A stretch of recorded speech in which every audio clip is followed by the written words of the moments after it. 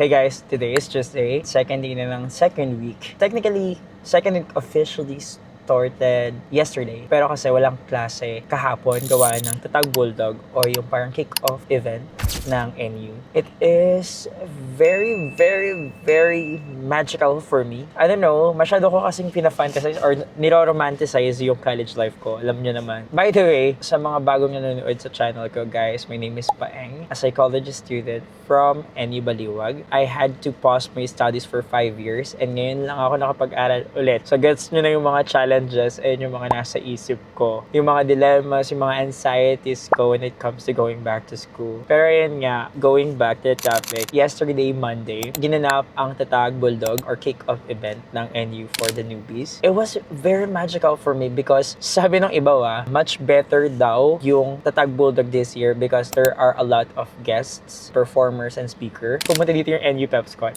Zay, NU Pep Squad. During my time, UAAP, up until now naman, UAAP cheerleaders is really big. Like, mga bading, nakaabang dyan kung sino yung mananalo. Seeing them live,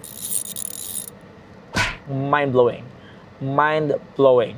Legit. Yung mga stunts, yung mga liftings, everything. It is so magical and nakaka-ignite ng feeling, nakaka-ignite ng passion. Witnessing or attending this kind of events or this kind of ceremonies really ignites the passion within. And with that, I think successful talaga yung event yesterday. Although, hindi siya perfect, may mga idle time na nakaupo lang kami, mainit, yan, sobra, yan lang yung complaint ko, napakainit. Nasa SM kami sa loob ng SM pero napakainit. That's the only complaint that I have. Anyway, today is already Tuesday, July 21, 2026. I have 2 subjects for today. These are Introduction to Psychology and Understanding the Self. So far, wala namang significant thing na nangyari sa Introduction to Psychology or ITP. We just had our lecture. Pero for those who are wondering what's the subject all about, ayan, yung pangalan niya nagsasabi, Introduction to Psychology. Second is Understanding the Self, which is one of my favorite subjects sa Gen Ed. This really helps me a lot to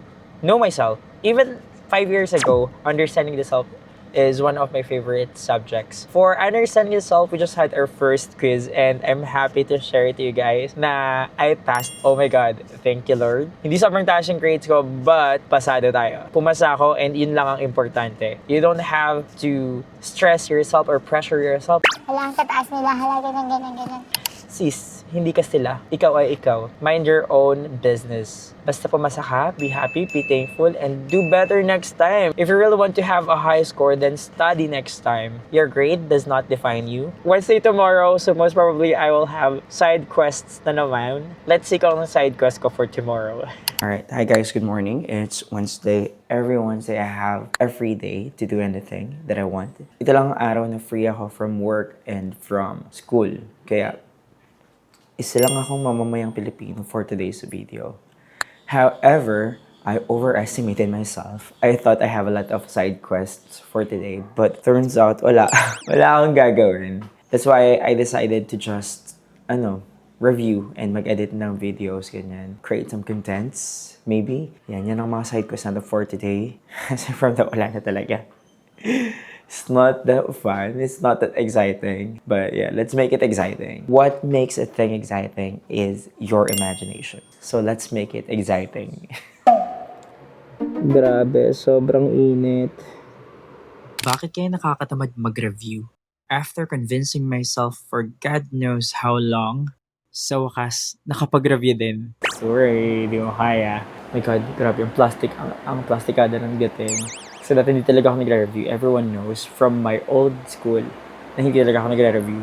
Lahat nakaasa lang sa stock knowledge. Pero with growth, eto na guys. Disclaimer, this is me with growth. Okay? Huwag niyo ako i-judge. Sasakalin ko kayo.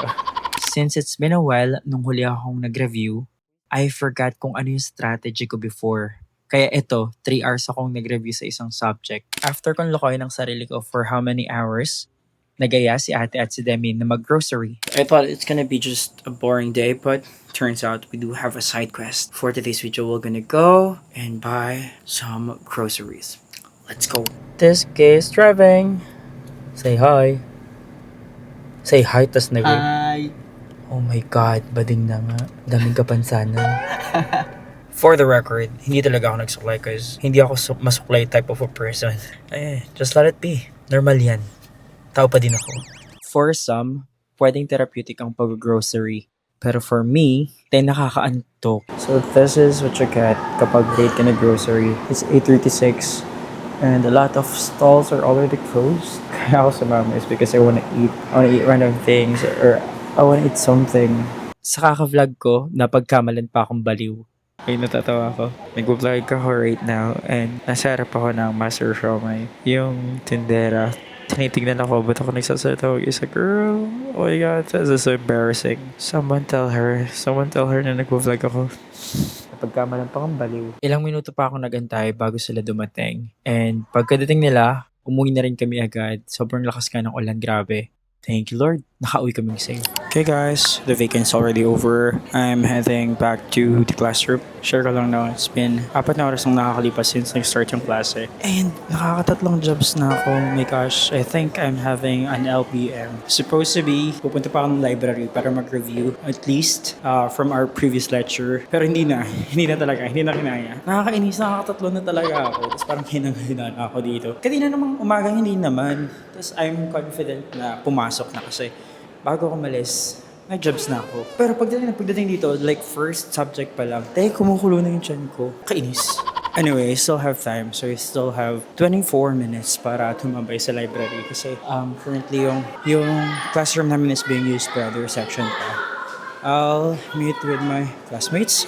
Wait lang. Here we go. We have our friends over here. Supposed to be we're here to somehow review or refresh yung previous lessons. Pero yun, chichikahan yata kami. Hindi magre-review ako, gago. This is a vlog takeover by BHAU Ignatius. Today, we're going to interview one of the handsome boy in Psych 261. Say hi, bro. Hi. Oh, say hi. Hi. What can you say about our subject today? Yes. If Filipino, we have Asian cutie. We have Psych cutie. Asian twink. Okay, next one. We have here blue. Yes. Red. Yellow, pink. Rainbow. Oh yeah. Do you know, guys? This girl we have here is a yes.